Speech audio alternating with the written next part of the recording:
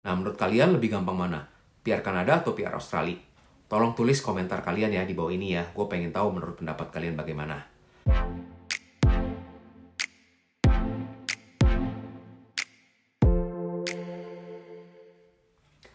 Halo guys, ketemu lagi nih dengan gue Darwin dalam channel pribadi gue Opini Darwin. Apa kabar kalian semua? Semoga kalian semua dalam keadaan sehat-sehat semua ya. Dan dalam video kali ini kita akan membahas mengenai susahan mana nih? PR Australia atau PR Kanada? Nah, gue share hal ini berdasarkan pengalaman gue dulu karena waktu tahun 2014 dan 2015 gue pernah apply PR Kanada dan PR Australia. Dan dua-duanya itu gue dapatkan. Cuman karena kabar dari PR Kanada itu lebih dahulu gue dapatkan, akhirnya gue decide untuk berangkat ke Kanada. Seperti yang gue pernah jelaskan ya guys ya dalam video sebelumnya. Kenapa akhirnya gue pilih Kanada daripada Aussie. Nah, sebelum itu jangan lupa untuk subscribe, like, and comment, dan bantu share. Dan juga disclaimer ya, gue bukan agen imigrasi, agen tenaga kerja, ataupun agen edukasi. Gue share hal ini berdasarkan pengalaman gue.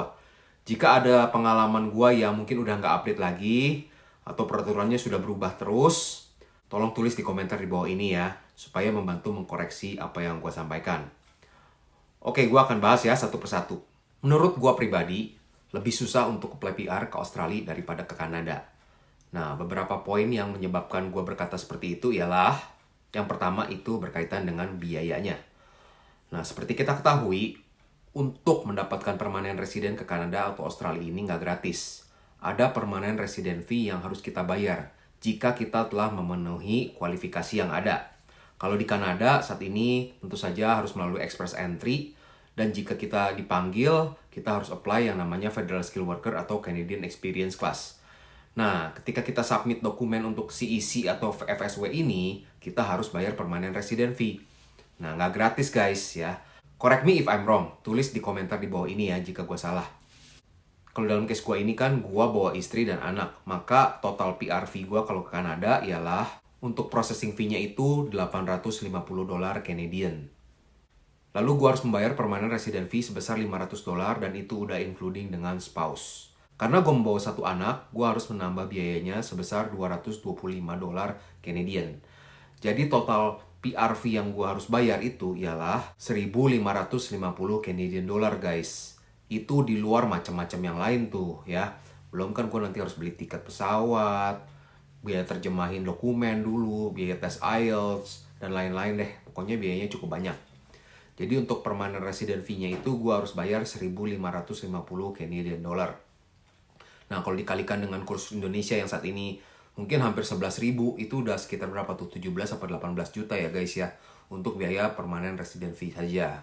Untuk Australia, biaya PR fee-nya ini menurut gue jauh lebih mahal lagi guys. Nah, antara Australian dollar dan Canadian dollar mungkin kurang lebih kursnya beda-beda dikit ya. Nah, untuk permanent resident fee Australia, ini berdasarkan research gue itu, kalau misalkan dalam case gue ya, gue bawa anak dan istri, maka yang gue harus bayar itu ialah, untuk gue sendiri, 2.710 Australian dollar. Lalu, karena gue membawa spouse, gue pun harus membayar untuk dia ya. Biayanya dia itu 1.355 Australian dollar. Dan juga kalau gue membawa anak satu, gue harus membayar fee sebesar 680 Australian dollar. Jadi totalnya untuk gue bertiga itu ialah 4.745 dolar Australian. Which is sekitar mungkin 50 jutaan ya guys ya. Jadi itu salah satu faktor kenapa gue bilang PR Kanada itu lebih gampang. Faktor kedua yang menurut gue menyebabkan Kanada lebih mudah PR-nya dibanding Australia itu ialah dari segi bahasa guys. Seperti kita ketahui, Australia dan Kanada ini merupakan negara Commonwealth. UK itu menggunakan tesnya IELTS. Nah, sedangkan kalau American, USA itu menggunakan TOEFL. Nah, jadi karena Kanada dan Australia ini negara persemakmuran, mereka juga menggunakan IELTS. Nah, untuk IELTS Kanada ini lebih mudah dibanding dengan Australia karena yang pertama, untuk tes IELTS yang di Kanada ini nggak perlu yang akademik untuk kebutuhan permanent resident. Tapi kalau untuk sekolah ke Kanada, beberapa kampus di Kanada itu mewajibkan academic test. Karena memang tujuannya untuk belajar kan, ya. Nah, tapi untuk permanent resident fee cukup yang general. Dan juga secara standarnya, skornya juga nggak perlu setinggi kalau Australia untuk mendapatkan PR. Nah, untuk Kanada ini, untuk apply express entry, nilai skornya itu 6 each band, itu sudah bisa mendapatkan poin guys ya. Nah untuk Australia, untuk apply permanent resident saja, itu perlu yang akademik juga, nggak bisa yang general.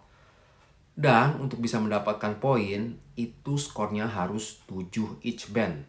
7 reading, 7 writing, 7 listening, 7 speaking. Nah, misalkan dari 4 band, reading, writing, listening, speaking itu, ada satu aja yang 6,5. Sudah, tidak bisa mendapatkan poin sama sekali. Nah, ini menjadi kendala guys untuk mendapatkan PR Australia. Nggak gampang sih ya untuk mendapatkan 7 each band menurut gua. Karena banyak sekali orang yang gagal terutama itu di bidang writing. Nah, writing ini standarnya cukup tinggi jika mau mendapatkan nilai 7. Nah, dari hal ini sudah jelas bahwa PR Kanada ini lebih unggul daripada PR Australia ya. Lalu poin berikutnya dari bahasa juga, jika memang di antara teman-teman ada yang bisa berbahasa Prancis, nah, jika kalian mau melakukan tes untuk bahasa Prancis dan mendapatkan skor yang cukup baik, itu pun bisa menambah poin kalian. Karena seperti yang kita ketahui, Kanada ini negaranya bilingual, French dan English. Ada beberapa provinsi yang banyak penduduknya itu berbahasa Prancis, seperti di Quebec ya guys ya. Nah jadinya ada poin tambahan yang kita bisa dapatkan dari kemampuan berbahasa Prancis. Sementara kalau di Australia, nggak ada bahasa lain yang bisa digunakan untuk menambah poin untuk permanent resident application kalian. Poin berikutnya itu berkaitan dengan pendidikan guys. Seperti kita ketahui, secara umumnya pendidikan orang itu kan ada dari diploma, lalu naik ke bachelor, master, dan juga doktoral atau PhD. Nah, tentu saja kan tingkat atau level untuk mengejar gelar itu kan semakin lama semakin sulit ya. Nah, untuk Australia yang menjadi kendala itu ialah kalau kita lulusan bachelor atau sarjana dan juga kita lalu mempunyai lulusan master atau S2, itu poinnya akan dianggap sama. Ketika kita apply visa ya, seperti yang dulu gue apply visa untuk PR Australia itu, gue subskill 190 karena gue ada state sponsorship dari New South Wales. Nilai bachelor gua dan master gua dianggapnya sama. Gua mendapatkannya 15 poin. Nah, jadinya sebenarnya kalau menurut gua itu nggak fair juga ya. Karena kan beda dong ketika kita sudah mempunyai gelar master dengan kalau kita masih mempunyai gelar bachelor. Effortnya kan ada lebih ketika kita berusaha untuk mendapatkan gelar master itu. Nggak fair kalau dianggap sama-sama poinnya cuma 15. Tapi ini menurut gua pendapat pribadi ya. Jika kalian mau protes, silahkan protes ke Kedutaan Besar Australia di sana ya. Nah, sedangkan kalau untuk Kanada ini berbeda guys. Seperti kalian kalau lihat di breakdown express entry deh saat ini yang berlaku ya. Antara kalau kita lulusan diploma, lulusan sarjana, lulusan master, atau lulusan PhD, itu poinnya akan berbeda-beda. Nah, poin perbedaannya berapa? Kalian cek deh ya di www.canada.ca.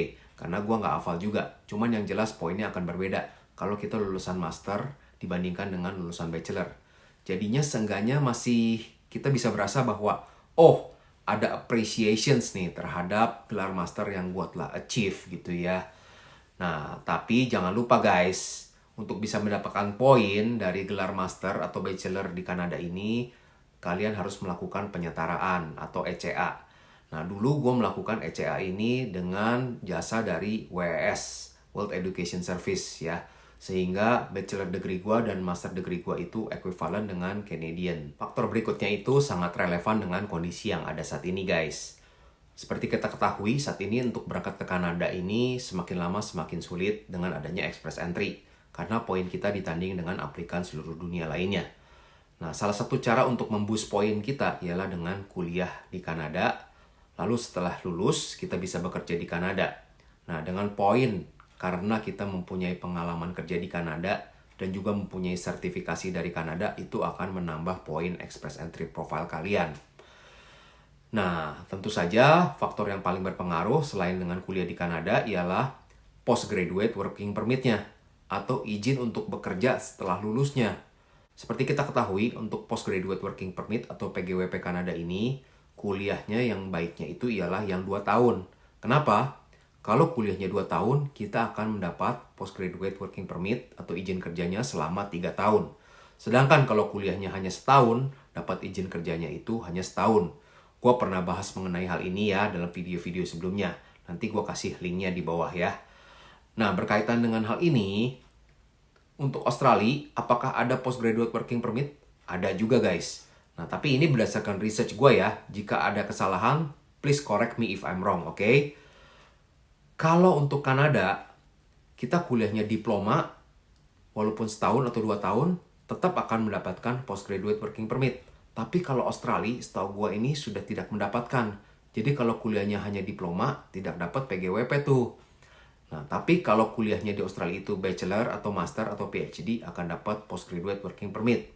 Nah, mungkin sedikit keuntungan kalau Australia itu ketika jenjang studinya itu semakin lama semakin tinggi, postgraduate working permitnya akan semakin tinggi. Di Aussie ini, kalau kita kuliahnya bachelor atau sarjana, maka setelah lulus kita akan mendapatkan izin kerja sebesar 2 tahun guys.